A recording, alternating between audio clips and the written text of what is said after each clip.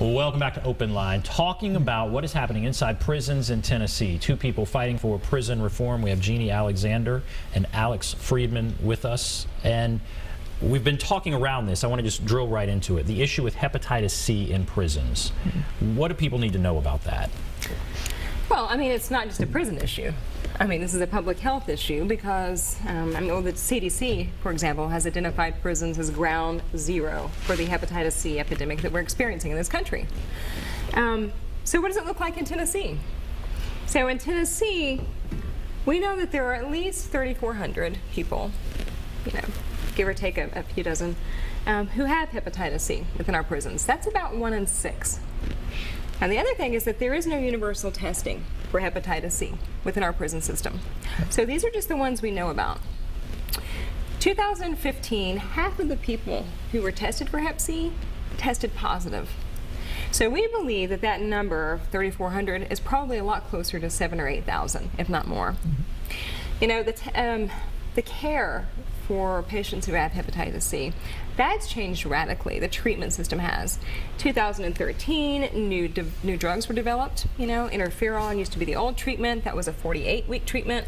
Now we have a 12-week treatment, which has an over 90% cure rate. And so this is something that can be cured, that now does not have to leave the prison environment, doesn't have to go back into the community.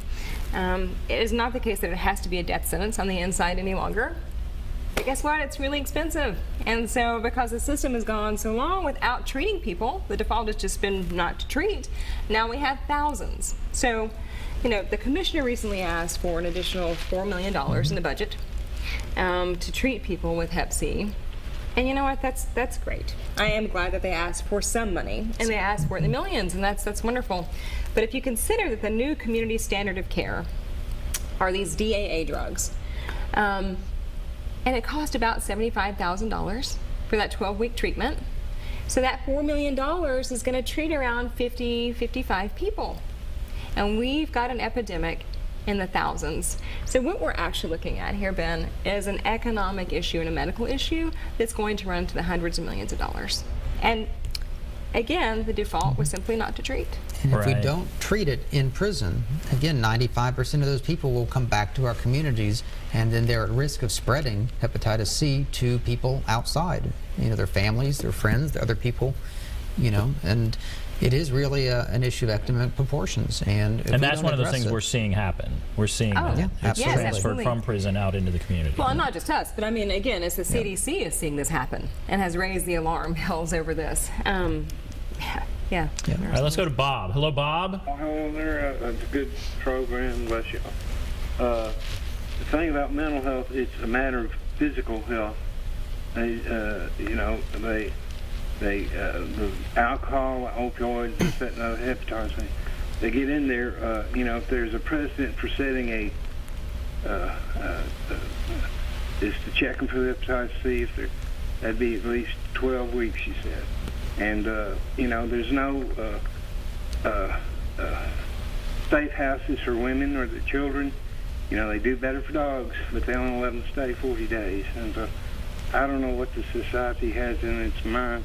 I hope it's better than what is going on. Thank you very much. Bob, thank you for your call. All right, so if people want to change this, it's almost overwhelming.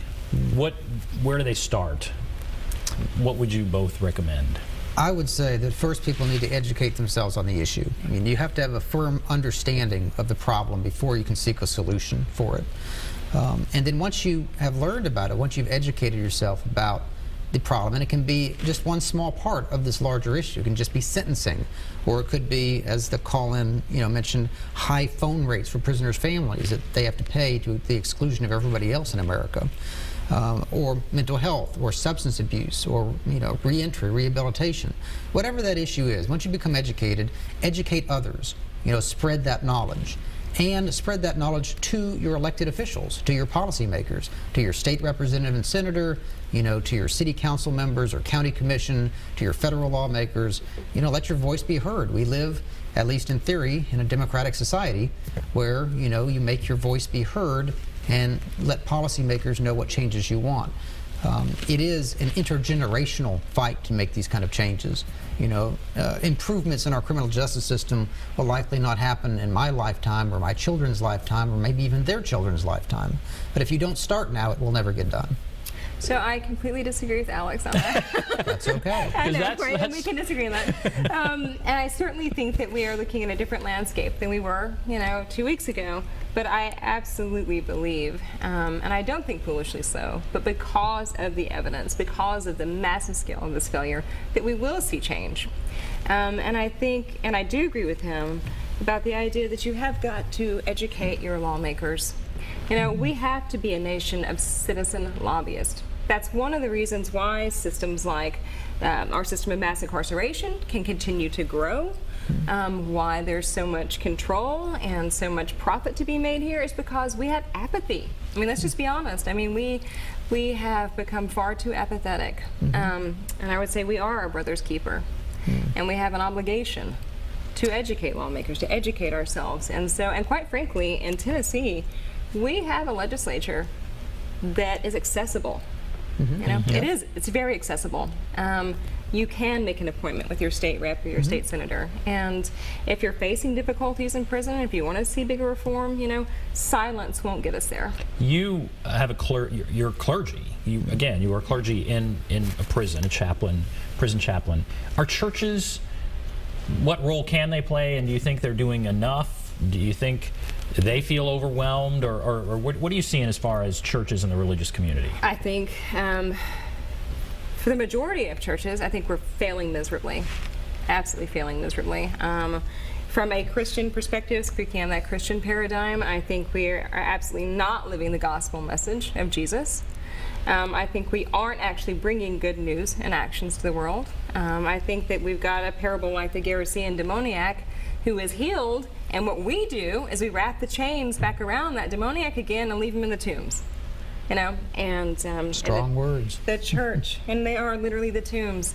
The church has got to be the church in the world, and it has to bring hope. And right now, churches are not bringing hope to prisoners, and hope to prisoners does not mean you've set up a Bible study in a prison or a jail. It means that you have become active, that your congregation has become active politically to insist on changes, to bring families back together and to rebuild communities. Because at the end of the day, that's what we're talking about. Destabilized communities and fractured families and broken people that are never healed by this demonic system. And what would you, and that's very strong, but very interesting. That's hard to follow up from. That is, actually. In the final minute we have, Alex, I guess follow that up. But what do you want people to take away from this? I would let them to know this.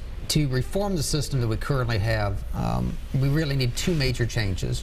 One, we need to get the politics out of the system. We can't let the politics drive mass incarceration, because that bus will go on forever if we allow that to happen. Our laws cannot be punitive and designed for political purposes. Second, get the money out of the system. Anytime you have money, people making money, generating profit from a system, they have a vested interest in not only keeping that system going, but expanding it, making it larger so they can make more money. So companies like CCA, Aramark, Horizon, Geo Group, all these companies that directly profit from our justice system are really driving the system, and we need to stop that if we want to reform and change the system. All right, we have to take a break. We'll come back, wrap everything up, be back right after this. See you.